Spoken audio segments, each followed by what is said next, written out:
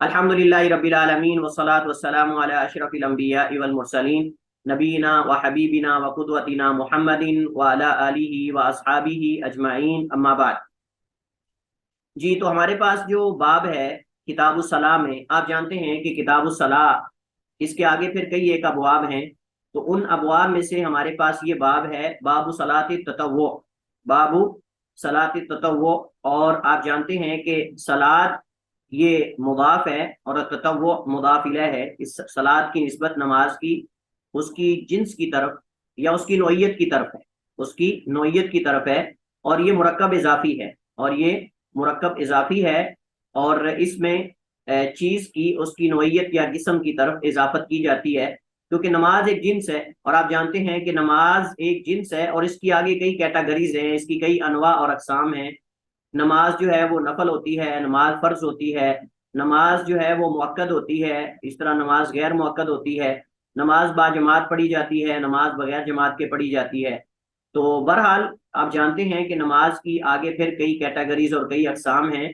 तो इस मुनासबत से यहाँ मकसूद है बताना कि बाब है सलात ततव्वु, नफल नमाज के बयान के बारे में। तो इस बाब के अंदर जो नफल नमाजें हैं उनके इंशाअल्लाह बारे में हम चीज़ें पढ़ेंगे, जैसा कि नमाजों से पहले और बाद वाली सुन्नतें हैं, नमाज वितर है, और इस तरह नमाज कुसूफ है, नमाज कुसूफ है, और इस तरह की दीगर जो नमाजें हैं जो कि नफल नमाज की किस्म में आती हैं। और मुहद्दिसीन और उलमा इनको फ़र्ज नमाज से अलहदा करने के लिए, चूँकि इनके अहकाम और इनके मसाइल फ़र्ज नमाज से मुख्तलिफ और जुदा और अलहदा हैं, इस वजह से मुहद्दिसीन जो है वो इसके लिए अलग चैप्टर और अलग जो है वो बाब कायम करते हैं। तो बाबु सलात ततव्वु ये असल में नफल नमाज के बारे में बाब है।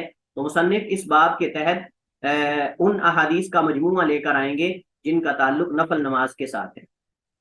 कोई आप में से बताएगा किताब का क्या माना होता है?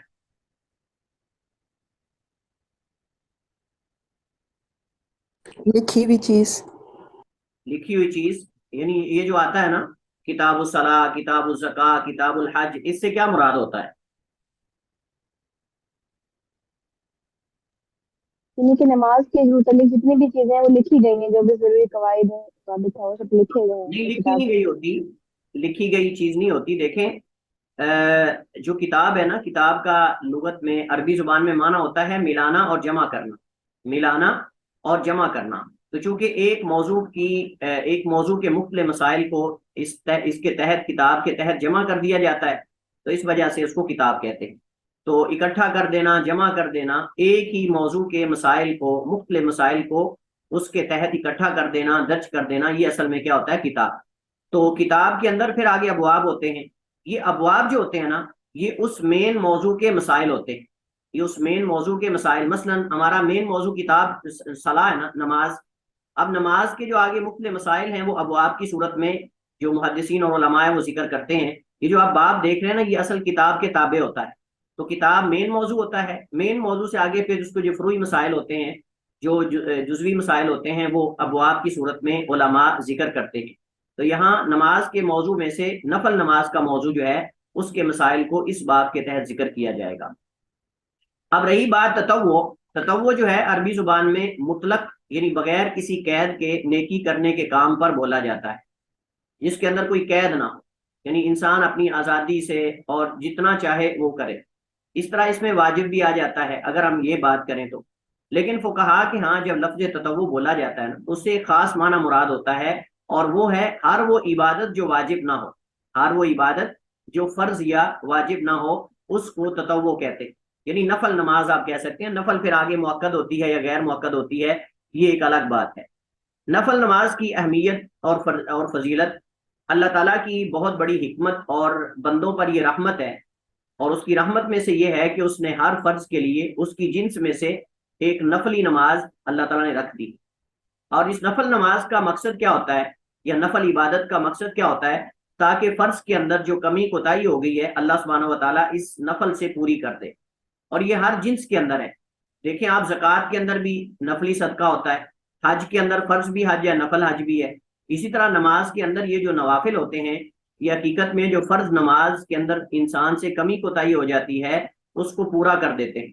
अल्लाह सुब्हानहू व तआला की हिकमत ये है کہ قیامت کو اللہ سبحانہ و تعالیٰ ان نوافل کے ذریعے ہمارے جو فرائض اور واجبات ہمارے اوپر ہوتے ہیں ان میں کمی کوتاہی کو اللہ تعالیٰ پورا کر دیتا ہے، اور مقصد یہ ہے کہ مومن کو قیامت کو پورا اجر دے کر اس کو سرخرو کیا جائے، اسے جو ہے وہ کامیاب کیا جائے۔ فرائض میں کہیں نہ کہیں نقص واقع ہو جاتا ہے، اور اس نقص کو اس کی جنس میں سے نوافل میں سے پورا کیا جاتا ہے۔ وضو فرضی بھی ہے، وضو نفلی بھی ہے، نماز فرضی بھی ہے، نماز نفلی بھی ہے، صدقہ فرضی بھی ہے جیسے زکوٰۃ، صدقۃ الفطر وغیرہ، اور نفلی بھی ہے عام صدقہ۔ اسی طرح روزے نفلی بھی ہیں، روزے فرضی بھی ہیں، جہاد فرض بھی ہے، جہاد نفل بھی ہے۔ اسی طرح علم ہے، علم دو طرح کا ہے، ایک علم جو ہے وہ مبادیات ہیں دین اسلام کے، جن کا ہر مسلمان کے لیے سیکھنا ضروری ہے، وہ ہر ایک پر فرض عین ہے، لیکن علم کی مسائل کی جو تفصیلات ہیں احکام کی، وہ ہر بندے پر سیکھنا فرض اور لازم نہیں ہے۔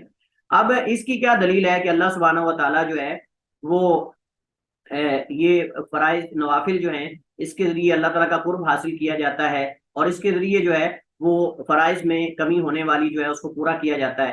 تو اس کے بارے میں چند ایک حدیث اللہ کے نبی علیہ الصلوۃ والسلام کی ہیں، جیسا کہ حدیث میں آتا ہے، حضرت ابو ہریرہ رضی اللہ تعالیٰ عنہ سے روایت ہے، فرماتے ہیں نبی علیہ الصلوۃ والسلام نے فرمایا، ان اللہ قال، بے شک اللہ سبحانہ و تعالیٰ فرماتا ہے، یعنی حدیث قدسی ہے، وما یزال عبدی یتقرب الی بالنوافل، اور ہمیشہ رہتا ہے میرا بندہ میرے قریب ہوتا، یعنی قرب حاصل کرتا رہتا ہے، بالنوافل، نوافل کے ذریعے، حتی احبہ، حتیٰ کہ میں اسے محبت کرنے لگ جاتا ہوں۔ یہ ایک لمبی حدیث کا جز میں نے ذکر کیا ہے، وگرنہ حدیث جو ہے وہ بہت لمبی ہے۔ اس کے شروع میں ہے کہ بندہ نہیں قرب حاصل کرتا مگر ان چیزوں کے ساتھ جو میں نے اپنے بندے پر فرض کی ہیں۔ تو فرائض سے پہلے اللہ کا قرب حاصل ہوتا ہے، فرائض کے بعد پھر سب سے زیادہ جو اللہ کا قرب حاصل کرنے کے لیے مناسب چیز ہے وہ نوافل ہے، جیسے اس حدیث کے اندر ذکر کیا گیا ہے، وما یزال عبدی، اور ہمیشہ رہتا ہے میرا بندہ، یتقرب الیہ، میرے قریب ہوتا، بالنوافل، نوافل کے ساتھ، حتی احبہ، حتیٰ کہ میں اسے محبت کرنے لگ جاتا ہوں۔ تو نوافل کے ذریعے اللہ تعالیٰ بندے سے محبت کرتا ہے۔ اللہ کی محبت کی نشانیاں پھر کیا ہیں؟ اللہ فرماتا ہے فَإِذَا أَحْبَبْتُهُ، جب میں اپنے بندے سے محبت کرنے لگ جاتا ہوں تو كُنْتُ سَمْعَهُ الَّذِي يَسْمَعُ بِهِ، میں اس کی سمع بن جاتا ہوں جس سے وہ سنتا ہے، میں اس کی سمع بن جاتا ہوں جس سے وہ سنتا ہے، وَبَصَرَهُ، اور اس کی آنکھ بن جاتا ہوں جس سے وہ دیکھتا ہے، اور اس کے ہاتھ بن جاتا ہوں جس سے وہ پکڑتا ہے، وَرِجْلَهُ الَّتِي يَمْشِي بِهَا، اور اس کے قدم بن جاتا ہوں جس سے وہ چلتا ہے، وَإِن سَأَلَنِي، اور ایک حدیث میں وَلَئِن سَأَلَنِي لَأُعْطِيَنَّ وَلَئِن اسْتَعَاذَنِي لَأُعِيذَنَّ، اور اگر وہ مجھ سے مانگتا ہے تو میں اسے دیتا ہوں، وَلَئِن اسْتَعَاذَنِي لَأُعِيذَنَّ، اور اگر وہ مجھ سے پناہ مانگتا ہے تو میں اسے پناہ دیتا ہوں، وَمَا تَرَدَّدتُّ عَنْ شَيْءٍ، اور نہیں کبھی میں نے تردد کیا کسی چیز سے، انا فاعلہ، جسے میں کرنے والا ہوتا ہوں، ترددی، جس طرح میرا تردد ہوتا ہے، ان نفس المؤمن، مومن کی جان کے بارے میں، یکرہ الموت، جو موت کو ناپسند کرتا ہے، وانا اکرہ مساءتہ، اور میں بھی اپنے مومن کی تکلیف کو برداشت نہیں کرتا، یا میں بھی اسے پسند نہیں کرتا۔ لیکن صاحب ظاہر ہے کہ اللہ سبحانہ و تعالیٰ کی حکمت ہے،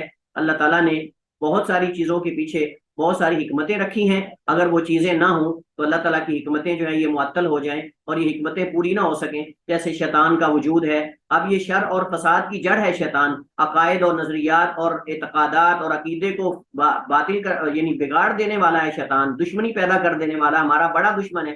لیکن اس شیطان کے وجود کے اندر بھی، اس کی تخلیق کے اندر بھی اللہ سبحانہ و تعالیٰ کی بیسیوں نہیں بلکہ کئی حکمتیں ہیں جن کو اللہ سبحانہ و تعالیٰ کے علاوہ کوئی نہیں جانتا۔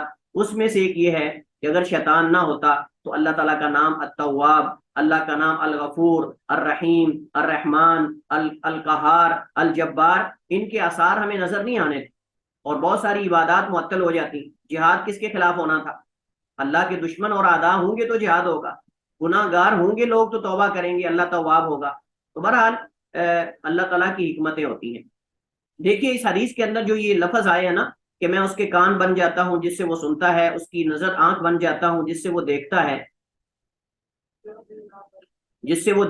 وَيَدَهُ الَّتِي يَبْطِشُ بِهَا، اور اس کے ہاتھ بن جاتا ہوں جس سے وہ پکڑتا ہے، وَرِجْلَهُ الَّتِي يَمْشِي بِهَا، اور اس کے قدم بن جاتا ہوں۔ اس سے مراد یہ ہے کہ اللہ سبحانہ و تعالیٰ یہ نہیں کہ حقیقی ہاتھ بن جاتا ہے اس کے یا حقیقی قدم بن جاتا ہے، وَالْعِيَاذُ بِاللَّهِ، ایسا نہیں ہے۔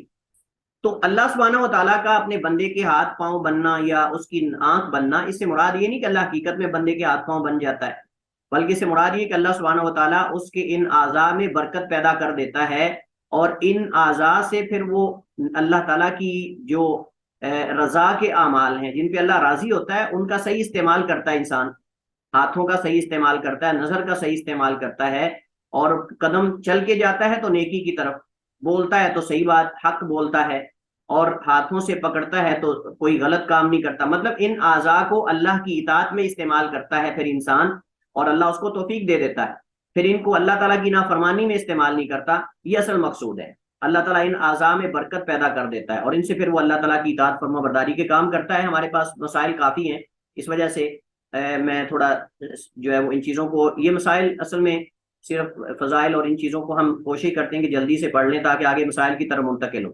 حضرت ابو ہریرہ کی حدیث ہے کہ نبی علیہ الصلوۃ والسلام فرماتے ہیں کہ اللہ سبحانہ و تعالیٰ فرشتوں سے کہتا ہے وَهُوَ أَعْلَمُ، اور اللہ زیادہ جانتا ہے۔ اللہ فرماتا ہے انظروا إِلَى فِي صَلَاةِ عَبْدِي اور فی صلاۃ عبدی، میرے بندے کی نماز میں دیکھو، اتمہا ام نقصا، کیا اس میرے بندے نے، یعنی فرض نماز کی بات ہو رہی، کیا اس نے پوری پڑھی ہے یا اس میں کوئی نقص کیا ہے، کوئی کمی کوتاہی کی ہے۔ فَإِن كَانَتْ تَامَّةً، اگر تو پوری ہے، کتبت لہ تامۃ، تو اس کے لیے پوری لکھ دی جائے۔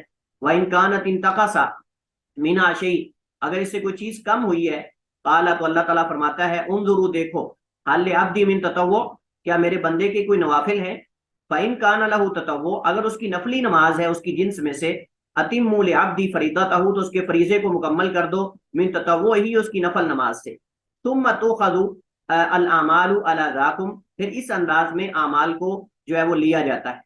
تو اس سے پتہ چلتا ہے کہ فرائض کے اندر اگر کوئی نقص ہو جاتا ہے، اور یقیناً ہم سے ہو جاتی کمی کوتاہی، اللہ سبحانہ و تعالیٰ جو نماز سے پہلے اور بعد کے نوافل ہیں یا دیگر عبادات کے اندر جو اللہ نے نفل نمازیں رکھی ہیں، نفل عبادات رکھی ہیں، اللہ ان سے جو ہے وہ اس کمی کوتاہی کو پورا کر دیتا ہے۔ تو کیا خیال ہے جو نوافل پڑھتا ہی نہیں، جو اس کا اہتمام ہی نہیں کرتا، پہلے والے بھی چھوڑ دیے، بعد والے بھی چھوڑ دیے، بس کہتے ہیں فرض فرض کام کرنے چاہیے، جو نوافل اور یہ صدقات اور خیرات یہ تو اور لوگ بھی کر رہے ہیں، بس ٹھیک ہے۔ ایسا نہیں ہے، کیا ہمارے فرائض بھی اللہ قبول کر رہا ہے کہ نہیں، کیا ہمیں ان کا پورا اجر بھی مل رہا ہے کہ نہیں، یہ تو اللہ ہی جانتا ہے نا۔ اس وجہ سے ہمیں ان کو پورا کرنے کے لیے جو دیگر وسائل ہیں وہ استعمال کرنے چاہیے۔ نفل نماز کی اقسام، آپ جانتے ہیں کہ نفل نماز کی مختلف کیٹاگریز اور اقسام ہو سکتی ہیں، مثلاً کچھ ایسی نمازیں ہیں جن کی نماز با جماعت جو ہے وہ ہوتی ہے، یعنی جماعت کے ساتھ ان کو پڑھا جاتا ہے، کچھ ایسی ہیں جن کو جماعت کے ساتھ ہم نہیں پڑھ سکتے، کچھ ایسے ہیں جو فرائض کے تابع ہیں، کچھ ایسے ہیں جو الگ ہیں لیکن فرائض سے ان کا کوئی تعلق نہیں، کچھ ایسے ہیں جن کا وقت مقرر ہے، کچھ ایسے نوافل ہیں جن کا وقت مقرر نہیں،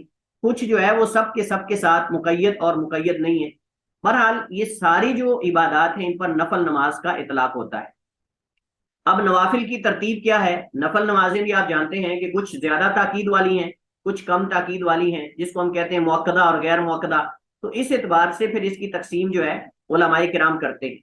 تو نفل نماز میں سے زیادہ تاکید والی نماز نماز کسوف ہے، ایک قول کے مطابق، اور بعض علماء وتر کو زیادہ مؤکد سمجھتے ہیں۔ تو بہرحال نفل نماز میں سے زیادہ تاکید والی نماز کسوف ہے، کیونکہ رسول کریم علیہ الصلوۃ والسلام نے اس کا حکم بھی دیا ہے اور اس کی طرف ڈرتے ہوئے نکلے اور جماعت کروائی اور اعلان بھی کروایا۔ اللہ کے نبی علیہ الصلوۃ والسلام نے فرمایا الصلاۃ جامعۃ، کہ اکٹھے جو ہے وہ نماز با جماعت جو ہے وہ پڑھی جائے گی۔ تو بہرحال بعض علماء کہتے ہیں کہ نماز کسوف جو ہے یہ زیادہ مؤکد ہے نفل نمازوں میں سے، یعنی پہلا نمبر اس کا ہے۔ بعض کہتے ہیں کہ نماز کسوف نہیں بلکہ نماز وتر ہے۔ مختلف بہرحال اقوال موجود ہیں، لیکن واللہ عالم جو ہے وہ نماز کسوف جو ہے وہ زیادہ راجح ہے۔ نماز کسوف کے نفل اور فرض ہونے میں فقہاء کے درمیان اختلاف ہے، اور راجح یہی ہے کہ یہ فرض کفایہ ہے، اگر لوگوں کی ایک جماعت پڑھ لے تو باقی گناہ گار نہیں ہوں گے، لیکن اجر صرف پڑھنے والوں کو ملے گا، جیسے نماز جنازہ ہے۔ نماز کسوف کے بعد نماز وتر ہے جو کہ مؤکد یعنی تاکید کی گئی ہے، اور رسول کریم علیہ الصلوۃ والسلام نے اسے سفر اور حضر دونوں میں نہیں چھوڑا۔ اللہ کے نبی سفر کی حالت میں بھی نماز کسوف جو ہے وہ پڑھا کرتے تھے، اور حضر کے اندر بھی اللہ کے نبی علیہ الصلوۃ والسلام اس کا، اور اس وجہ سے ہی بعض علماء نے، بلکہ بعض احادیث کے اندر جو ہے وہ آتا ہے الوتر حق، الوتر واجب، اس طرح کے الفاظ بھی ہیں، تو جس سے احناف جو ہیں وہ یہ سمجھتے ہیں کہ وتر واجب ہے۔ البتہ جمہور علماء کہتے ہیں کہ وتر واجب نہیں بلکہ یہ سنت مؤکدہ ہے، اور جن دلائل کے اندر یہ کہا گیا ہے کہ الوتر لازم یا واجب، تو اس کا معنی یعنی ثابت اور حق اور یعنی مؤکد ہے۔ بعض علماء نے کہا کہ نماز وتر سے زیادہ نماز استسقاء تاکید والی نمازوں میں سے ہے، اسے باجماعت ادا کیا جاتا ہے، اور جس کے لیے جماعت کروائی جاتی ہو وہ دوسرے نوافل سے زیادہ افضل ہے، کیونکہ وتر نماز کی ہم عام حالات میں جماعت نہیں کرواتے، صرف تراویح کے ساتھ ہم اگر پڑھیں تو پھر جماعت کرواتے ہیں، جبکہ نماز استسقاء اور نماز کسوف جو ہے یہ نماز باجماعت پڑھی جاتی ہیں. وطر نماز آپ اکیلے بھی پڑھ سکتے ہیں اور اس کی جماعت کم کروائی جاتی ہے اس وجہ سے. اور آج یہی ہے کہ وطر زیادہ موقع والی ہے نماز استسقاء سے. نماز استسقاء سے نماز وطر زیادہ موقع والی ہے، چونکہ نماز استسقاء جو ہے وہ عام سنت ہے. نماز استسقاء یعنی بارش کے لیے جو نماز پڑھا کر دعا کی جاتی ہے وہ عام سنت ہے، وہ مؤکد نہیں ہے. جبکہ وطر کی نماز تو مؤکد ہے. اللہ کے نبی علیہ السلام نے اس کی تاکید بھی کی ہے، اقوال کے ساتھ بھی اور افعال کے ساتھ بھی. اللہ کے نبی علیہ السلام کی تاکید ہے کہ اللہ کے نبی علیہ السلام اس کو سفر اور حضر دونوں حالات میں یعنی دونوں طرح پڑھا کرتے تھے. اس کے بعد نوافل میں سے افضل اور مؤکد نماز تراویح ہے، رات کی نماز ہے، کیونکہ اس کی بھی جماعت ہوتی ہے اور رسول کریم علیہ السلام نے 3 دن تک اس کی جماعت کروائی ہے. اس کے بعد اس ڈر سے اللہ کے نبی علیہ السلام رک گئے کہ کہیں یہ امت پر فرض نہ کر دی جائے. اب اعتراض کرنے والا یہ اعتراض کر سکتا ہے کہ حضرت ابوبکر صدیق رضی اللہ تعالیٰ عنہ نے پھر کیوں نہیں پڑھائی؟ ان کے زمانے میں تو نماز باجماعت نہیں ہوتی تھی تراویح کی، یہ تو بعد میں جا کے حضرت عمر رضی اللہ تعالیٰ عنہ کے دور میں آغاز ہوا ہے. اس کا جواب یہ ہے کہ نبی علیہ السلام نے تو اس وجہ سے مسلسل یہ سلسلہ جاری نہیں رکھ سکے تاکہ اللہ تعالیٰ کہیں فرض نہ کر دے. جیسے حدیث کے اندر آتا ہے نبی علیہ السلام جو ہے وہ ایک دن رات کی نماز پڑھ رہے تھے تو صحابہ کرام بھی آپ کی ابتدا میں آ کر کھڑے ہو گئے. تو دوسرے دن جب بعد صحابہ کو پتا چلا کہ اللہ کے نبی تو نماز پڑھاتے ہیں تو دوسری رات اور تعداد بڑھ گئی. پھر تیسرے دن انہوں نے اور بتایا حتیٰ کہ مسجد بھر گئی. اللہ کے نبی تیسرے دن بھی نماز پڑھا دی. لیکن چوتھے دن آپ نہیں نکلے.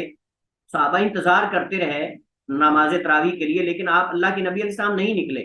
اور یہ صحیح بخاری اور مسلم میں حدیث موجود ہے، صحیح حدیث ہے. آپ فجر کی نماز کے ٹائم آئے نماز پڑھانے کے لیے تو صحابہ کرام جو ہے ان کے ذوق کو دیکھ کر اللہ کے نبی نے فرمایا کہ میں نے تمہیں دیکھ لیا تھا کہ تم نماز پڑھنے کے لیے آئے ہو، لیکن میں خود نہیں نکلا اس ڈر سے، خشیت ان تفرض علیکم صلاۃ اللیل، مجھے ڈر لگا کہ کہیں اللہ تمہارے جذبے کو دیکھ کر، تمہارے جوش اور خروش کو دیکھ کر اللہ اس نماز کو تمہارے اوپر فرض نہ کر دیں، لازم نہ کر دیں. نبی علیہ السلام رحمۃ للعالمین ہے، آپ اپنی امت پہ شفقت کرنے والے تھے، رحیم تھے، کریم تھے، اس وجہ سے آپ نہیں نکلے. تو بہرحال 3 دن اللہ کے نبی علیہ السلام کا نماز تراویح باجماعت پڑھانا یہ اس کم از کم اس بات کی دلیل ہے کہ یہ سنت ہے. اگر کوئی کرتا ہے تو یہ سنت ہے، کوئی بدعت نہیں ہے. حضرت عمر کا یہ کہنا کہ نعمت البدعۃ تو اچھی بدعت ہے، اس سے مراد یہ کہ ایک سلسلہ جو رک چکا تھا اس کو دوبارہ ہم نے شروع کر دیا. اب اعتراض کرنے والے یہ اعتراض کرتے ہیں باشیہ حضرات دیگر لوگ بھی کہ جی یہ تو عمر کی ایجاد ہے. نہیں بھائی، عمر کی ایجاد نہیں ہے رضی اللہ تعالیٰ عنہ کی، اللہ کے نبی کا طریقہ ہے، اللہ کے نبی کی سنت ہے. حضرت ابوبکر صدیق کے دور میں کیوں نہیں پڑھی گئی؟ اس کی وجہ یہ ہے کہ مدینہ میں لوگ اکٹھے ہوئے ہی نہیں. سیدنا ابوبکر صدیق کا دور خلافت صرف 2 سال 8 ماہ یا 5 ماہ، اور وہ بھی فتنوں کا دور تھا. صحابہ کرام سارے مدینہ سے باہر تھے. آپ جانتے ہیں کوئی منکرین زکوٰۃ کے خلاف جہاد کر رہے تھے، کوئی مرتدین کے خلاف جہاد کر رہے تھے، کوئی مدعیان نبوت جو نبوت کا دعویٰ کرنے والے مسلمہ کذاب جیسے تھے، سجا بنت خویلد اور جو ہے وہ اسود انسی، اور مطلب شجاع بنت خویلد اور اس طرح جو ہے وہ کیا اس کا نام ہے طلحہ اسدی، اور یہ سارے ان کے خلاف جہاد ہو رہا تھا. تو مدینہ میں صحابہ کرام تھے ہی بہت کم، جماعت تھی نہیں کہ ان کی جماعت کروائی جائے. حضرت عمر رضی اللہ تعالیٰ کے دور خلافت کے اندر جب فتوحات کا سلسلہ وسیع ہوا اور لوگ اسلام میں جوک در جوک داخل ہوئے، مدینہ میں تعداد بڑھ گئی، تو پھر آپ نے دیکھا لوگ الگ الگ نمازیں اپنی اپنی پڑھ رہے ہیں، رات کی نماز تراویح یعنی تہجد کی نماز. تو حضرت عمر نے کہا کیوں نہ ہو کہ ایک امام کے پیچھے ان کو اکٹھا کر دیا جائے جیسے اللہ کے نبی صاحب نے پڑھائی. اس کے بعد انہوں نے اکٹھا کر دیا. تو بہرحال یہ تو اللہ کے نبی علیہ السلام کی سنت سے ثابت ہے. حضرت عمر کا یہ فعل بدعت نہ تھا کیونکہ ان سے قبل رسول اللہ صلی اللہ علیہ وسلم کا صحابہ کو باجماعت نماز تراویح پڑھانا ثابت ہو چکا ہے. جب ثابت ہو چکا ہے نماز تراویح پڑھانا صحابہ کو حضرت عمر کا، اللہ کے نبی علیہ السلام کا، تو حضرت عمر کی یہ بدعت نہیں ہے کہ انہوں نے ایجاد کی ہے، بلکہ اللہ کے نبی علیہ السلام کی سنت ہے. تراویح رمضان کی راتوں میں قیام کرنے کو کہا جاتا ہے، اور تراویح ترویحہ سے ہے. یہ لفظ جو تراویح ہے نا، یہ نبی علیہ السلام کے زمانے میں لفظ معروف نہیں تھا. نبی علیہ السلام صحابہ کرام کے زمانے میں یہ تراویح کا لفظ یہ معروف نہیں تھا، بلکہ نبی علیہ السلام کے زمانے میں تراویح کو صلاۃ اللیل کہا جاتا تھا، نماز تہجد کہا جاتا تھا. اور نماز تہجد اور صلاۃ اللیل میں کوئی فرق نہیں. راجح قول کے مطابق احناف فرق کرتے ہیں، وہ کہتے ہیں اگر رات کے آخر میں پڑھی جائے تو تہجد ہے، اگر شروع میں پڑھی جائے عشاء کے متصل بعد تو پھر یہ تراویح ہے یا صلاۃ اللیل ہے. لیکن صحیح بات یہ ہے کہ امام بخاری رحمہ اللہ تعالیٰ نے صحیح بخاری میں اور دیگر ائمہ نے صلاۃ اللیل اور صلاۃ التہجد کے عنوان سے ہی یہ احادیث نماز تراویح والی ذکر کی ہیں، جس سے پتہ چلتا ہے کہ محدثین کے ہاں نماز تہجد اور نماز لیل، صلاۃ اللیل اور نماز تراویح، یہ ایک ہی نماز کے مختلف نام ہیں۔ اگر رمضان میں پڑھیں گے تو نماز تراویح کہلائے گی ہے، اور اگر عام دنوں میں پڑھیں گے تو تہجد کہلائے گی۔ باقی کوئی فرق نہیں ہے صحیح احادیث کی روشنی میں۔ ہاں البتہ یہ ہے کہ نماز، رات کی نماز آخری پہر میں زیادہ افضل ہے، آخری تہائی حصے میں، یعنی تہجد کے ٹائم یا آخری وقت میں۔ البتہ اگر لوگوں کے لیے آخری رات اٹھنا مشکل ہو تو شریعت میں اجازت موجود ہے کہ وہ عشاء کے ساتھ پڑھ لیں، رات کو پڑھ لیں، کوئی حرج نہیں ہے۔ تو چونکہ لوگ جو ہے وہ نماز تراویح کے اندر 4 رکعت یا 2 رکعت پڑھنے کے بعد تھوڑا ریسٹ کرتے تھے، تو ترویحہ سے ہے، ترویحہ کا معنی ہے آرام، کچھ دیر آرام کرنا۔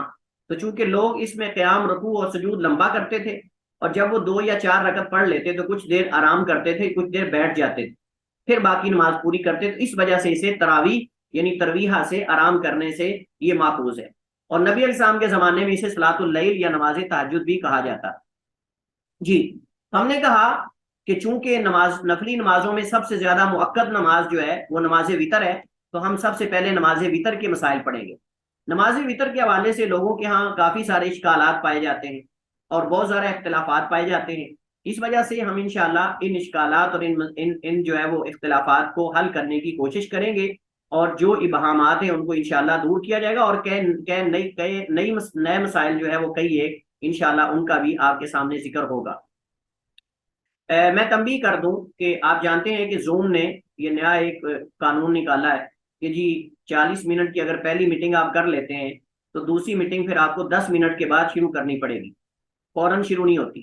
اس وجہ سے جو ہی آدھا گھنٹہ ہوگا، 10 منٹ باقی رہنے کا جب وہ میسج آئے گا تو میں میٹنگ یہ ختم کر دوں گا، دوبارہ اسی لنک سے آپ جوائن، اور یہ لنک سیو کر لیں، انشاءاللہ ہمارا دائمی لنک یہی ہوگا، ہمارا سیم لنک ہوا کرے گا روزانہ جب بھی کلاس ہماری ہوا کرے گی ویکینڈ پہ، تو اس لنک کو آپ سیو کر لیں۔ اگر میں کسی وجہ سے گروپ میں نہیں بھی بھیج سکتا تو آپ اسی لنک سے فوراً ٹائم پہ جوائن کیا کریں گے۔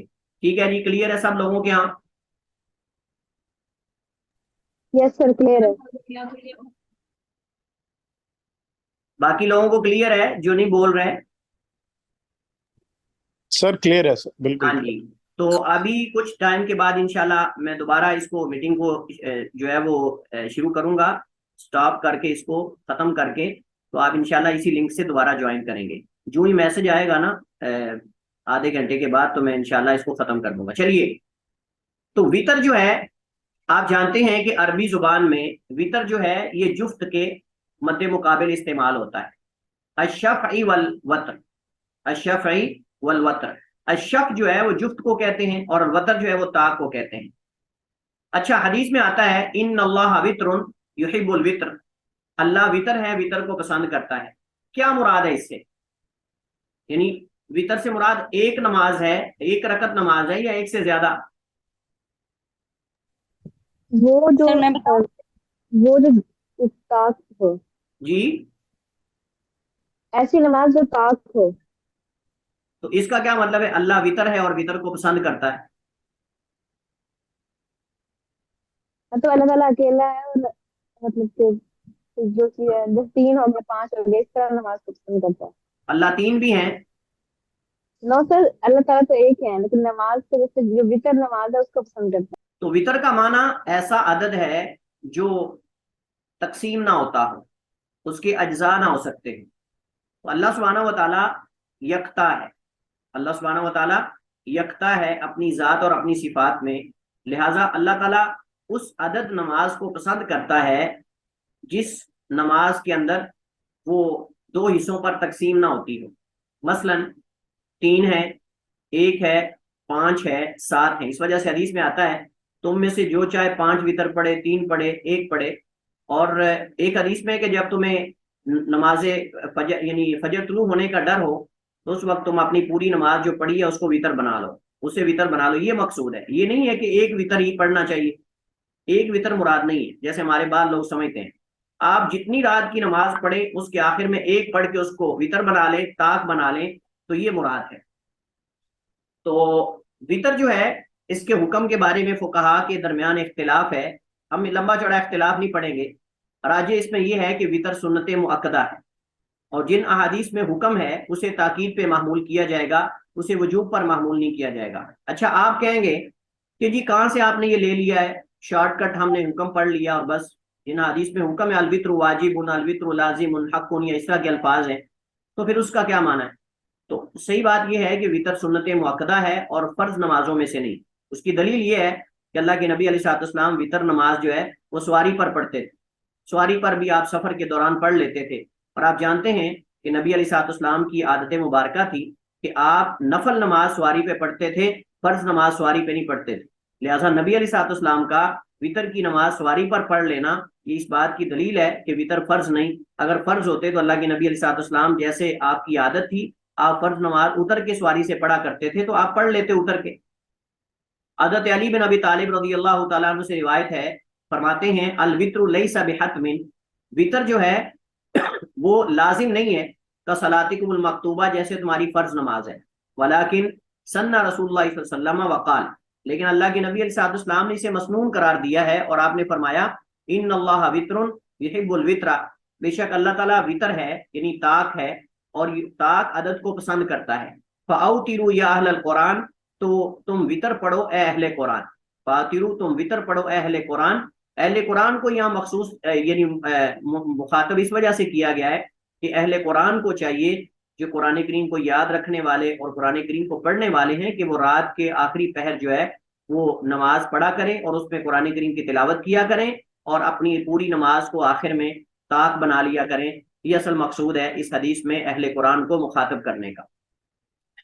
تو جیسے اللہ تعالیٰ اپنی ذات و صفات میں منقسم نہیں ہے مختلف اجزاء میں، ایسے اللہ تعالیٰ ایسی نماز پسند کرتا ہے رات کی نماز میں جو منقسم نہ ہو، تقسیم ہونے والی نہ ہو۔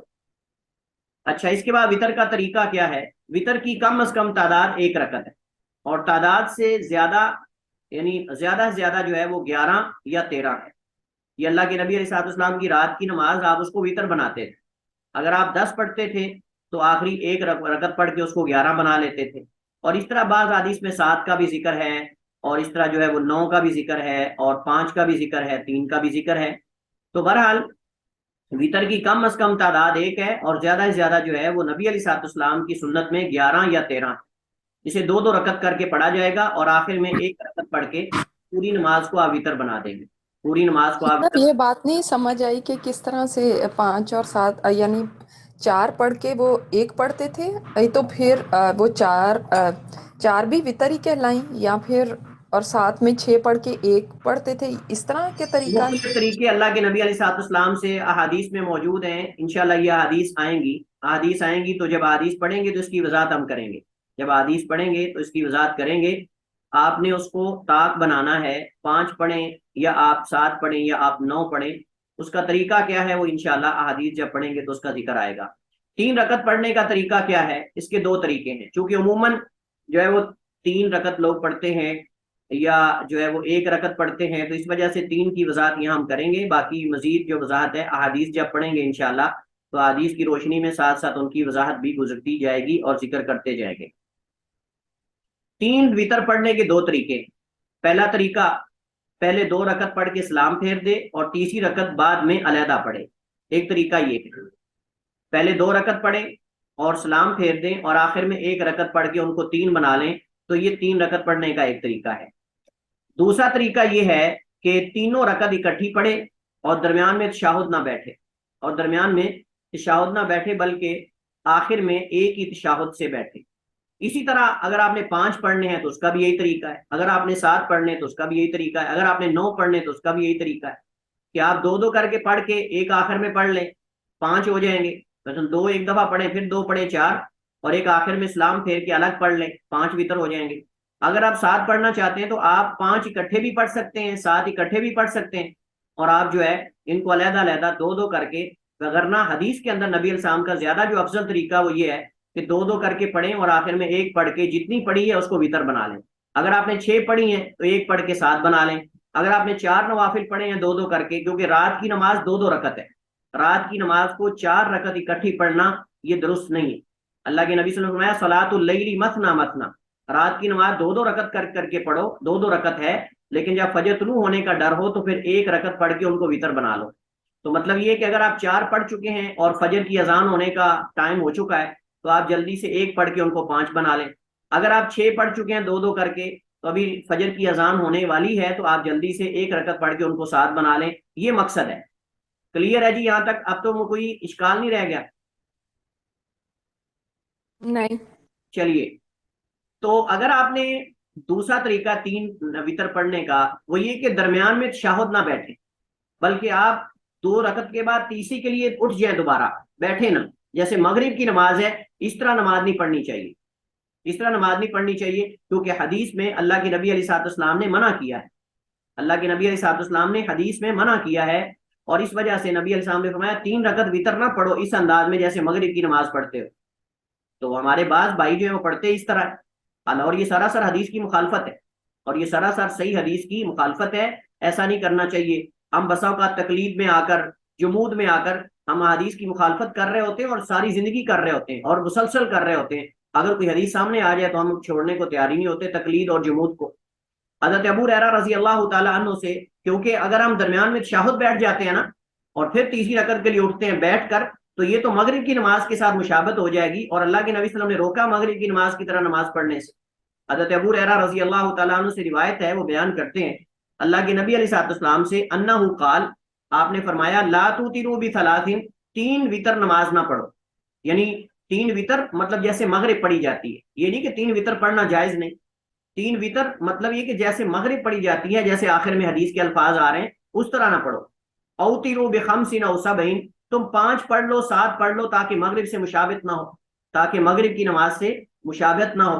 ولا تشبہوا بصلاۃ المغرب، اور نہ تشبیہ دو اپنے وتر کی نماز کو مغرب کی نماز کے ساتھ. اور یہ حدیث امام حاکم نے مستدرک میں، امام بہقی نے سنن میں، اور امام دارقطنی نے بھی سنن میں، اور حافظ ابن حجر رحمہ اللہ تعالیٰ نے فتح الباری میں اس روایت کو ذکر کرنے کے بعد فرمایا ہے اسنادہ علی شرط شیخین، اس کی سند صحیح بخاری، امام بخاری مسلم کی شرط پر ہے. تو مطلب یہ کہ حدیث اعلیٰ درجے کی صحیح حدیث ہے، اور جو ہے وہ اس میں اشکال نہیں کہ حدیث ضعیف ہے. جب حدیث صحیح ہے تو پھر ہمیں کیا کرنا چاہیے؟ ہمیں مغرب کی نماز کی طرح نماز نہیں پڑھنی چاہیے. اچھا اگر ہمارے کوئی بھائی اس کے ذہن کے اندر یہ اشکال ہو کہ جی مغرب کی نماز کے اندر تو ہم قنوت وتر نہیں کرتے، وتر کے اندر تو قنوت وتر ہم پڑھتے ہیں، تو فرق تو ہو گیا. تو بھائی جب اللہ کے نبی علیہ الصلوۃ والسلام روک رہے ہیں تو اللہ کے نبی کو نہیں پتا تھا کہ وتر کے اندر تو قنوت ہوتا ہے اور مغرب کے اندر قنوت نہیں ہوتا؟ ہاں، تو اس سے ثابت یہ ہوا کہ نبی علیہ الصلوۃ والسلام کی مراد تعداد اور کیفیت میں اس طرح نماز نہ پڑھو جیسے مغرب کی پڑھی جاتی ہے. اور وہ کیا ہے کہ درمیان میں تشہد نہ بیٹھو. ہاں، سلام پھیر کر الگ ایک پڑھ لو، 2 پڑھ کے سلام پھیر دو پھر ایک پڑھ لو، ایک تو طریقہ یہ اس حدیث سے ماخوذ ہے. آپ کہو گے نا کہ اس کی کیا دلیل ہے کہ 2 پڑھ کے سلام پھیر دو یا 3 اکٹھی پڑھو؟ اسی حدیث سے ہم نے اخذ کیا ہے. کیسے اس حدیث سے ہم نے اخذ کیا ہے کہ جب آپ نے ایک طریقہ روک دیا ہے اس کے مقابلے میں 2 ہی باقی بچتے ہیں، اس کے مقابلے میں 2 ہی باقی بچتے ہیں، اور وہ یہ ہے کہ آپ 2 پڑھ کے سلام پھیر دو تب بھی، یا پھر تینوں اکٹھی پڑھ لو بغیر تشہد کے تب بھی، کیونکہ تشہد ہم نہیں کرنا کیونکہ وہ تو حدیث میں روکا گیا مغرب کی طرح. تو باقی 2 طریقے بچتے ہیں، وہ اسی حدیث سے اخذ کیے گئے، اسی حدیث سے وہ اخذ کیے گئے کہ مغرب کی طرح نہ پڑھو، باقی جو طریقے 2 ہیں اس کے مطابق پڑھ لو. تو یہ جو ہمارے بعض بھائی جو ہیں وہ یہ کرتے ہیں طریقہ، یہ صحیح نہیں ہے. 3 وتر کی پہلی رکعت میں سورۃ الاعلی اور دوسری میں کافرون اور تیسری میں سورہ اخلاص پڑھنا یہ سنت ہے، یہ سنت ہے. البتہ اگر کوئی اس کے علاوہ بھی پڑھ لیتا ہے تو کوئی حرج نہیں، باقی 2 میں کوئی اور پڑھ لے، تیسری میں سورہ اخلاص پڑھ لے. لیکن افضل یہ ہے کہ سنت کے مطابق پڑھیں، پہلی میں سورۃ الاعلی پڑھ لیں، دوسری میں سورۃ الکافرون پڑھ لیں، اور تیسری میں سورہ اخلاص پڑھ لیں. یہ اللہ کے نبی علیہ الصلوۃ والسلام کی سنت ہے. وتر کا وقت کیا ہے؟ وتر کا وقت یہ ہے کہ یہ دیکھیں لوگوں کے حالات کے مطابق ہے، ہر بندے کی حالت کے مطابق. ہم کہیں گے جس بندے کو رات کے آخر میں اٹھنے کی عادت ہے اور وہ تہجد کے ٹائم اٹھ سکتا ہے، آسان ہے اس کے لیے افضل وتر کا ٹائم رات کا آخری حصہ ہے. اور جس کی دنیا میں دن کو مصروفیات ہوتی ہیں، مشغول ہوتا ہے، یا اس کے کوئی کام کاج ہیں، تھک جاتا ہے، اس کے لیے رات کے آخری پہر اٹھنا مشکل ہے. اس کے لیے افضل کیا ہے؟ اس کے لیے رات کا آخر افضل نہیں کہ اس کو مؤخر کرے، بلکہ وہ پڑھ کے سوئے. کیونکہ ڈر ہے اگر وہ کہے گا کہ میں رات کے آخر میں پڑھوں گا تو اٹھ ہی نہیں سکے گا. اور روزانہ انسان بسا اوقات کہتا ہے میں پڑھ لوں گا آخر میں، لیکن نہیں اٹھ سکتا، تو وتر رہتا ہے روزانہ. تو پھر ایسا درست نہیں ہے. اگر نہ اٹھنے کا خدشہ ہو تو پھر رات کو سونے سے پہلے پڑھ لے. حضرت ابو ہریرہ رضی اللہ تعالیٰ عنہ فرماتے ہیں مجھے اللہ کے نبی نے اوصانی خلیلی بثلاث لا اداہن ابدا، کہ مجھے میرے دوست یعنی نبی علیہ السلام نے 3 چیزوں کی وصیت کی اور فرمایا کہ میں ان کو کبھی نہ چھوڑوں. ان میں سے ایک جو ہے وہ یہ تھا کہ میں وطر پڑھ کے سوؤں، اللہ اناما الا علی وطر، کہ میں نہ سوؤں مگر وطر پر، یعنی وطر پڑھ کے سوؤں. چونکہ حضرت ابو ہریرہ رضی اللہ تعالیٰ عنہ حدیث سننے میں مشغول رہتے تھے، درس حدیث میں، حدیثیں یاد کرنے میں، رات کافی دیر تک مذاکرہ کرتے رہتے تھے، اس وجہ سے ان سے صبح اٹھنا مشکل ہوتا تھا. تو اللہ کے نبی صاحب نے ان کو یہ ان کی حالت کے مطابق فتویٰ دیا تھا کہ تم جو ہے وہ وطر رات کے پہلے پہر میں پڑھ لیا کرو، یعنی عشاء کے ساتھ. تو لہٰذا ہر بندے کی حالت کے مطابق ہے. جس بندے کے لیے فجر سے پہلے اٹھنا ممکن اور آسان ہے اس کے لیے افضل یہ ہے کہ وطر آخر میں پڑھے، اور جس کے لیے رات کے مطلب کہ اٹھنا مشکل ہے آخر میں وہ پہلے پڑھ لے. تو یہ ہے، تو مستحب ہر ایک کے اعتبار سے ہوگا. اب آپ کہیں گے اس کی کیا دلیل ہے؟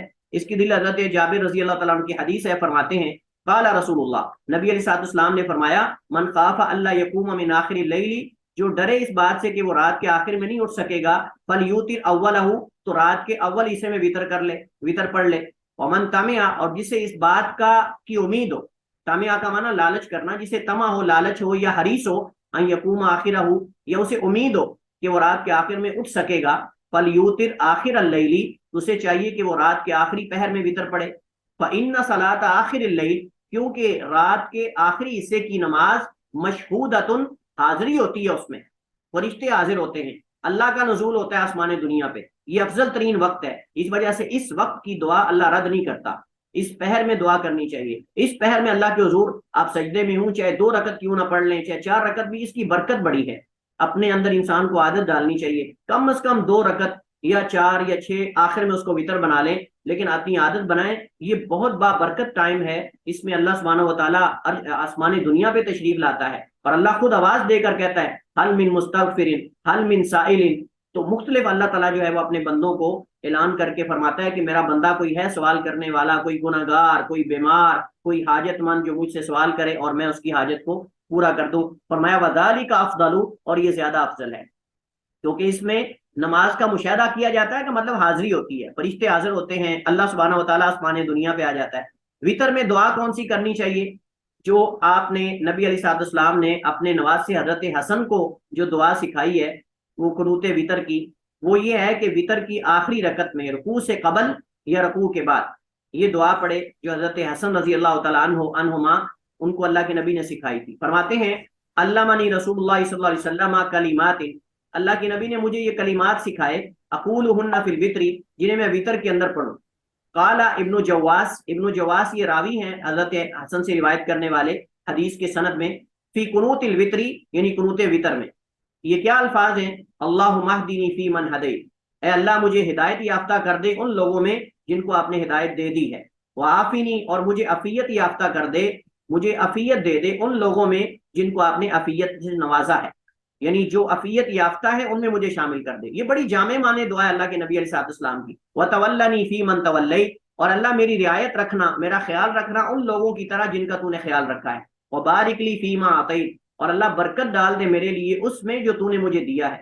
وقینی شر ما قضیت، اور مجھے اس چیز کی شر سے بچا دے جس کا آپ نے فیصلہ کیا ہے. انک تقضی، کیونکہ آپ تقضی فیصلہ کرنے والے ہیں، ولا یقضى علیک، لیکن آپ کے فیصلے پر کسی کا فیصلہ نہیں ہو سکتا. وانہ لا یذل من والیت، اور بے شک نہیں ذلیل کر سکتا اسے جسے آپ رعایت دیں یا جس کے آپ دوست بن جائیں یا جس کے آپ جو ہے وہ خیال کرنے والے بن جائیں. ولا یعز، اور نہیں عزت دے سکتا من اسے عادیتا، جس کی جو آپ سے دشمنی لگا لے یا جس کے آپ دشمن بن جائیں. تبارک ربنا وتعالیت، اے رب تو بابرکت ہے ہمارے رب، وتعالیت، اور تو بہت بلند و بالا ہے. جامع معنی دعا ہے، یہ دعا ہمیں کرنی چاہیے. اور باقی جو ہمارے ہاں عادت بن چکی ہے کہ قنوت وطر کے اندر لوگ لمبی لمبی دعائیں کرتے ہیں، آدھے آدھے گھنٹے کی، پونے پونے گھنٹے کی، اس میں مبالغہ کیا جاتا ہے، تکلف کیا جاتا ہے، اور بسا اوقات دعا کرنے والے کو پتہ ہی نہیں ہوتا کہ وہ غلط پڑھ رہا ہے، الفاظ غلط پڑھ رہا ہے، اعراب غلط پڑھ رہا ہے، کیونکہ رٹی ہوتی ہیں کسی سے سن کے، ائمہ حرمین سے یا کہیں سے سن کے رٹی ہوتی ہیں. یہ تعدی ہے دعا کے اندر، اعتداء ہے، حد سے بڑھنا ہے، ایسا نہیں ہونا چاہیے. نبی علیہ السلام کی سنت یہی ہے کہ اللہ کے نبی صلی اللہ علیہ وسلم یہی دعا پڑھتے تھے جیسے حضرت حسن کو آپ نے سکھائی، اور یہی دعا جو ہے وہ ہمیں پڑھنی چاہیے. جامع معنی دعا، اس کے اندر کمی رہ کیا گئی ہے؟ ساری چیزیں تو مانگ لی گئی ہیں. اور یہ حدیث ترمذی، ابو داؤد، نسائی وغیرہ میں موجود ہے اور صحیح درجے کی روایت ہے. یہ دعا ہمیں پڑھنی چاہیے. اس کے بعد دعا یا تو رکوع سے پہلے پڑھے گا یا بعد میں. اگر رکوع کے بعد پڑھے گا تو ہاتھ بھی اٹھائے گا. آپ کہیں گے اس کی کیا دلیل ہے؟ اس کی دلیل حضرت امیر المومنین حضرت عمر بن خطاب سے یہ روایت ہے کہ وہ قنوت وتر میں ہاتھ اٹھاتے تھے، اور خلفائے راشدین میں سے. اور آپ جانتے ہیں خلفائے راشدین کا طریقہ بھی ہمارے لیے سنت ہے. اللہ کے نبی خود فرما کے گئے ہیں علیکم بسنتی وسنت خلفائے راشدین المہدیین تمسکوا بہا وعضوا علیہا بالنواجذ، کہ تم لازم پکڑو میری سنت کو، وسنت خلفائے راشدین، خلفائے المہدیین الراشدین، اور بعض حدیث میں الراشدین المہدیین. اور اس کے بعد میرے جو خلفائے راشدین مہدیین ہیں، ہدایت یافتہ اور جو رشد و ہدایت والے، ان سے تمسکوا بہا، تم ان کے طریقے کو یا سنت کو تھام لو. وعضوا علیہا بالنواجذ، اور مضبوطی سے تھام لو. تاکید ہے تمسکوا کی، تمسکوا کی تاکید ہے عضوا علیہا بالنواجذ، کہ اپنی داڑھوں سے، یعنی داڑھوں کے ساتھ جو دانت ہوتے ہیں نا، نواجذ، ان سے مضبوطی سے تھام لو. تو مطلب یہ اشارہ ہے کہ مضبوطی سے تھام لو. تو اس کے اندر خلفائے راشدین کا طریقہ بھی ہمارے لیے سنت ہے، بشرطے کہ وہ ان کا کوئی عمل یا ان کا کوئی قول حدیث کے خلاف ٹکراتا نہ ہو حدیث کے ساتھ. کچھ تنبیہات ہیں. دیکھیں یہاں ایک اور بات ہے کہ یہ جو ہمارے ہاں کہتے ہیں نا کہ جی جب دعا کرنی ہے تو ہاتھ اٹھانا ہے، رفع الیدین کرنا ہے، یا پھر اللہ اکبر کہنا ہے، کسی حدیث سے یہ ثابت نہیں. اگر رکوع سے پہلے دعا کرنا چاہتے ہیں تو اس کے اندر آپ نہ تکبیر کہیں گے نہ رفع الیدین کریں گے، اللہ اکبر نہیں کہیں گے، نہ آپ رفع الیدین کریں گے. اسی طرح آپ سورہ اخلاص پڑھیں گے، سورہ اخلاص کے بعد دعا شروع کر دیں گے اللہم اہدنی فیمن ہدیت. اور اگر رکوع کے بعد آپ نے کرنا ہے تو صاف ظاہر ہے آپ رکوع جیسے کرتے ہیں اسی طرح کرنے کے بعد ربنا ولک الحمد والی دعا پڑھیں گے. اس کے بعد آپ دعا جو ہے وہ دعائے قنوت پڑھیں گے. ہمارے یہاں بعض لوگ سیدھی دعا شروع کر دیتے ہیں، ربنا ولک الحمد پڑھتے ہی نہیں، اور یہ غلط ہے. کچھ تنبیہات ہیں وتر کے مسئلے کے حوالے سے. وتر کے بعد 3 بار سبحان الملک القدوس پڑھنا سنت ہے. جب آپ وتر سے فارغ ہو جائیں تو آپ یہ پڑھیں استغفر اللہ کی جگہ پر، تو آپ کہیں گے سبحان الملک القدوس. اور تیسری بار پڑھتے وقت آواز تھوڑی بلند کریں گے. کیسے؟ آپ کہیں گے سبحان الملک القدوس، سبحان الملک القدوس، سبحان الملک القدوس. آخری دفعہ آپ تھوڑا آواز کو بلند کریں گے. دعائے قنوت کے بعد چہرے پر ہاتھ پھیرنا نبی علیہ السلام کی سنت نہیں ہے، بلکہ اگر میں یہ کہوں کسی بھی دعا کے اندر چہرے پر ہاتھ پھیرنا دعا کے بعد یہ اللہ کے نبی کی سنت نہیں، نہ صحابہ کی سنت ہے. یعنی آپ دعا کر رہے ہیں، دعا کرنے کے بعد آپ ایسے کر لیں، یہ کسی بھی نبی علیہ السلام کی سنت سے، صحیح حدیث سے ثابت نہیں، واللہ عالم، میرے ناقص علم کے مطابق. جو شخص کسی وجہ سے رات کو وتر نہ پڑھ سکے، اسے چاہیے کہ وہ اپنی نماز، وتر نماز کو صبح جفت کر کے پڑھے. ہاں یہ مسئلہ ہے، یہ مسئلہ ہے آپ کے لیے نیا ہوگا اور آپ ایک دفعہ گھبرا جائیں گے، لیکن یہ مسئلہ ہے. افسوس کہ ہمیں اس مسئلے کا پتہ نہیں.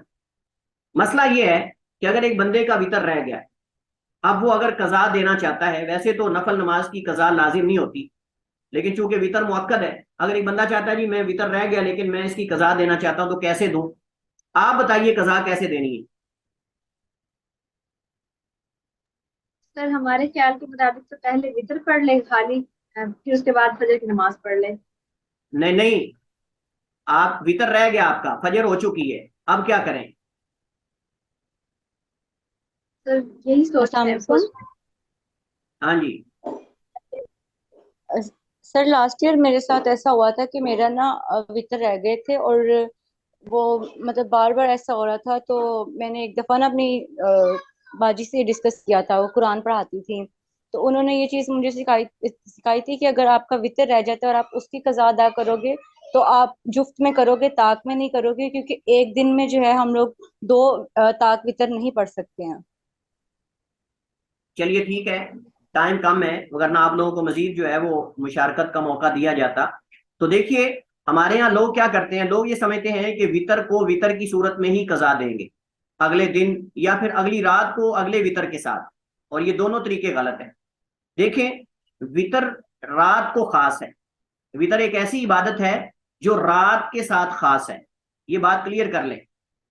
دن کو وتر نہیں ہوتا، لہذا اگر کسی کا رات کا وتر رہ گیا ہے، وہ دن کو پڑھنا چاہتا ہے، تو وہ اس کو جفت کی صورت میں پڑھے گا، طاق کی صورت میں نہیں، کیونکہ طاق رات کو ہے، دن کو نہیں. نبی علیہ السلام سے کسی حدیث میں، صحابہ سے کسی حدیث سے ثابت نہیں کہ وتر کی قضا وتر کی صورت میں ہوگی. اور بات سمجھتے کہ اگلی رات جا کے پڑھیں گے، ایک رات میں 2 وتر پڑھنا جائز نہیں. اگلی رات میں بھی آپ نہیں پڑھ سکتے، ایک رات میں 2 وتر نہیں پڑھ سکتے آپ. ہاں اگر آپ نے وتر پڑھ لیا رات کو لیکن پھر آپ اٹھ گئے، آپ کا دل کرتا ہے نوافل پڑھنے کو تو پڑھ لیں نوافل، لیکن اس کو وتر دوبارہ نہ بنائیں. آپ 2 کر کے جتنی چاہیں پڑھتے رہیں، کوئی مسئلہ نہیں، وتر کے بعد بھی نماز پڑھی جا سکتی، کوئی حرج نہیں.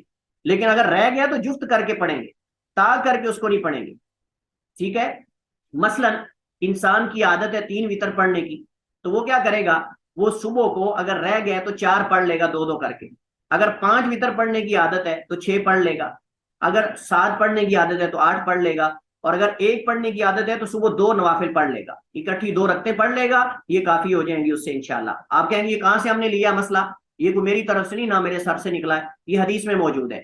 حضرت عائشہ فرماتی ہیں نبی علیہ الصلوۃ والسلام کے بارے میں، فرماتی ہیں انا رسول اللہ صلی اللہ علیہ وسلم کان اذا فاتت الصلاۃ، اللہ کے نبی سے جب رات کی نماز رہ جاتی، فوت ہو جاتی، کس وجہ سے، من وجہ، ان کسی بیماری کی وجہ سے، او غیری یا کسی اور وجہ سے، صلی من النہاری، تو آپ دن کو پڑھا کرتے تھے، 12 رکعتن، 12 رکھتے. اللہ کے نبی کتنے وتر پڑھتے تھے رات کو،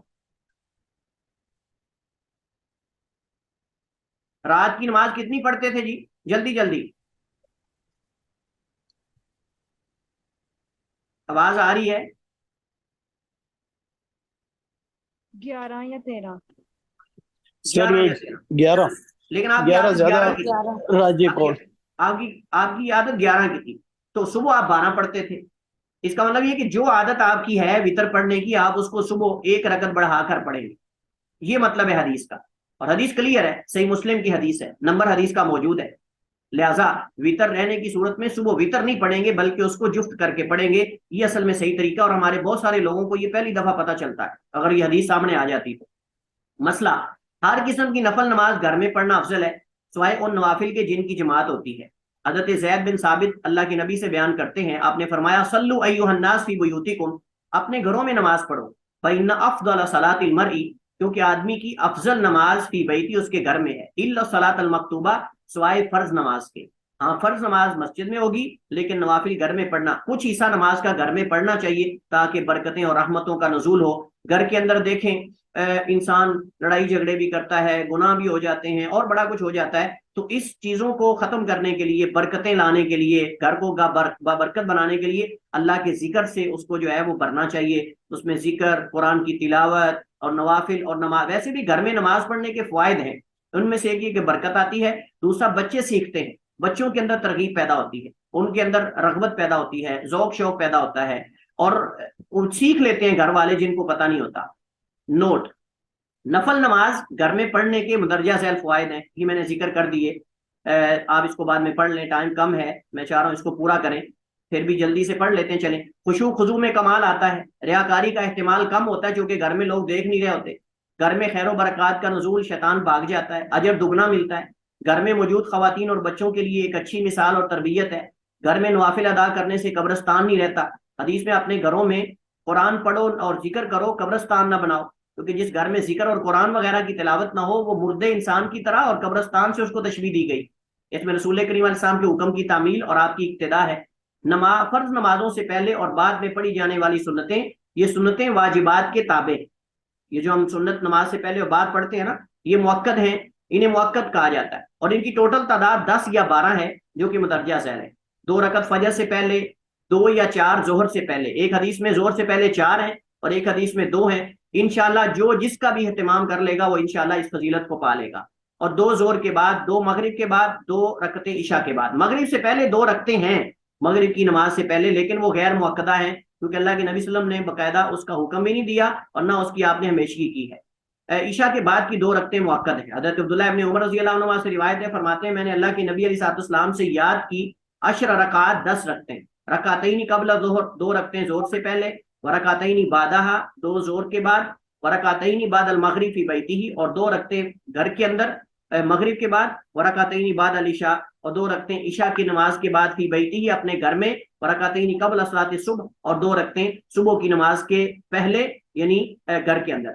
عبداللہ ابن شقیق البجلی تابعی ہیں، بیان کرتے ہیں سألت عائشہ تھا، میں نے حضرت عائشہ سے سوال کیا ان تطوعہ، اللہ کے نبی کی نفل نماز کے بارے میں. فقالت، تو فرماتی ہیں کان یصلی فی بیتی، آپ میرے گھر میں نماز پڑھتے تھے، قبل الظہر 4، ظہر سے پہلے 4، پھر نکلتے اور لوگوں کو نماز پڑھاتے، پھر گھر میں داخل ہوتے، فیصلی رکعتین، 2 رکعت نماز پڑھتے، وکان یصلی بالناس بالمغرب، اور مغرب کی نماز لوگوں کو پڑھاتے، ثم یدخل، پھر داخل ہوتے، فیصلی رکعتین، پھر 2 رکعت نماز پڑھتے، فیصلی بالناس بالعشاء، اور پھر لوگوں کو عشاء کی نماز پڑھاتے اور میرے گھر میں داخل ہوتے، فیصلی رکعتین، پھر 2 رکعت نماز پڑھتے گھر میں، وکان اذا طلع الفجر، اور جب فجر طلوع ہو جاتی، صلی رکعتین، تو پھر 2 رکعت نماز پڑھ لیتے۔ تو اس طرح کر کے 10 اور 12 رکعتیں بنتی ہیں۔ ان میں سے افضل فجر کی 2 رکعات ہیں جن کا اللہ کے نبی علیہ السلام نے اہتمام کیا ہے۔ کچھ 1-2 مسئلے باقی ہیں انشاءاللہ، ان کو ہم کل کے لیکچر میں کر لیں گے، شروع میں پھر انشاءاللہ حدیثیں پڑھیں گے۔ تو اسی پر اکتفا کرتے ہیں چونکہ اگلی کلاس آپ کی شروع ہو چکی ہے۔ واللہ تعالی اعلم واحکم، وصلی اللہ وسلم علی نبینا محمد وعلی آلہ وصحبہ وسلم۔